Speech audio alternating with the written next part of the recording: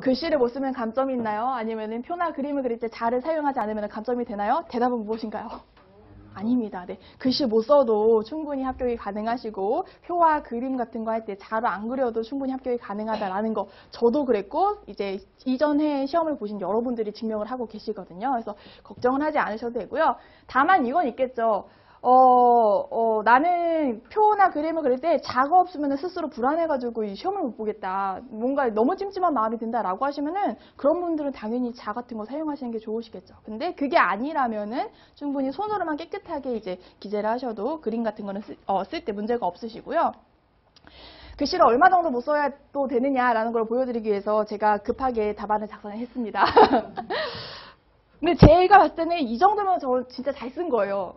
예, 이 정도면 잘 쓰고 저 실제로 시험 볼 때는 여기 글씨 알아보실 수 있으시겠어요? 이 부분?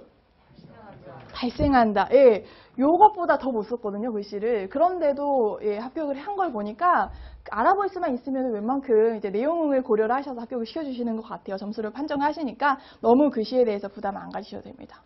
이것보다는 다 글씨 잘 쓰시겠죠? 아닌가요? 아, 이것보다 다 잘 쓰실 것 같은데, 네. 맞습니다. 자, 표나 그림을 꼭 그려야 되나요? 라는 질문 드릴 때 답은 뭘까요? 예, 아닙니다. 꼭 표나 그림을 그리지 않고 말로 풀어 쓰셔도 되는데요. 하지만 가능하시다면 표와 그림을 표시를 하시는 것도 저는 추천을 드립니다. 왜냐? 어차피 그 답안이라고 하는 것이 내가 지금 알리고자 하는 것이 명확하게 전달하는 데 목적이 있는 거잖아요. 근데 표나 그림을 활용해서 그 내용이 좀 더 잘 전달될 수 있다라고 하면은 활용하시면 더 좋겠죠. 자, 교재 그대로 외워서 쓰지 않으면 감점인가요? 아닙니다. 네, 내용 줄기만 잘 알고 계시면 되고요. 특히 빠져서는 안 되는 키워드가 있다라고 했을 때는 제가 수업 시간에 충분히 이제 강조를 드리고 넘어갈 테니까 그런 것에 유의를 해주시면은 됩니다. 근데 가끔 가다가 이런 경우 있으시죠? 나는 서술형 시험을 한 번도 본 적이 없거나 너무 두려움이 크다라고 하시는 분들은 차라리 교재를 외워서 쓰시는 게 좀 더 편하실 수 있습니다. 그런 경우에는 교재를 참고하시면 되고요. 여기에서 또 한 가지 포인트는 교재를 의존하지 않고 나는 나만의 생각으로 좀 더 이야기를 풀어 쓰겠다라고 하시다가 이제 정말 중요한 이제 조사 같은 거를 빠뜨리거나 아니면은 조사를 반대로 사용하시는 경우도 있으세요. 그러니까 그런 경우는 이제 헷갈리지 않도록 다시 한번 점검이 필요합니다. 네.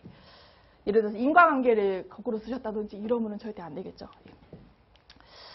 그다음에 답안을 쓸 때 꼭 항목에 번호를 붙여서 서술을 해야 되나요? 라는 질문. 이거 어떤 의미냐면요. 소비자의 정보 탐색 과정에 대해서 의미를 설명하고 그다음에 소비자 정보 탐색 과정의 특징을 쓰고 마케팅 시사점을 쓰시오라는 문제가 나왔어요. 그러면 항목 번호 어떻게 매겨야 될까요?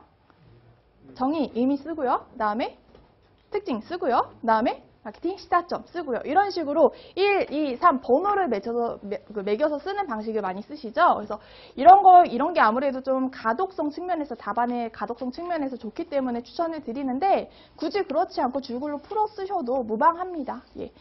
그래서 일단은 추천을 드리기로는 번호를 매기시기를 추천을 드리는데 근데 굳이 붙이지 않고 줄글로 쓰셔도 괜찮다라는 말씀을 전해드리고요. 그래서 저희 소비자행동론 답안을 보면은 그 번호를 붙여서 항목 번호를 붙여가지고 쓴 답안이랑 그다음에 붙이지 않고 줄글로 쓴 답안이랑 제가 일부러 좀 병용되도록 해놨어요. 그래서 그런 것들을 참고하셔가지고 이제 보시면 되겠습니다. 그다음에 제일 많이 궁금해하시는 거 써야 되는 분량이 정해져 있나요? 예, 아닙니다. 전혀 정해져 있지 않고요. 이제 개인이 쓰시는 대로 이제 이런 거 잘 쓰시면 되는데 하지만 뭔가 참고 삼으실 거는 있죠. 항상 이렇게 말씀을 드리죠. 연습지가 있고 이제 1쪽부터 이렇게 시작을 하는데 10점짜리 문제는 보통 어디까지 쓰나요? 한 페이지 정도 쓰시거나 혹은 조금 한 페이지가 안 되는 정도의 분량까지 쓰시거나 이런 것이 일반적이다라고 생각을 하시면 되고요. 이게 좀 유용하게 활용되실 수 있는 거는 내가 답안을 다 쓰긴 쓴 것 같은데 답안이 여기에서 끝났다 하실 수 있죠. 그러면은 곰곰이 생각해 보셔야 됩니다. 아, 정말 답안이 여기에서 끝나도 되는 것인가에 대해서 스스로 검토를 해보셔야 되는 거예요. 네.